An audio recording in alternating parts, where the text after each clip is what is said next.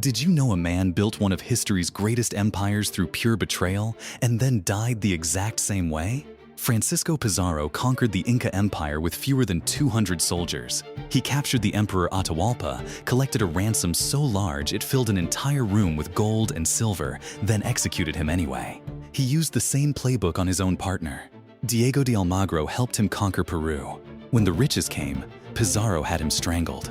That was his mistake. Almagro's followers never forgot. On June 26, 1541, they stormed Pizarro's palace in Lima. He fought back with a sword, reportedly killing 2 men before they brought him down. He died on the floor of the empire he built.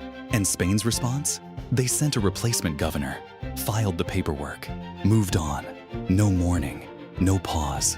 Pizarro had been useful, and then he wasn't.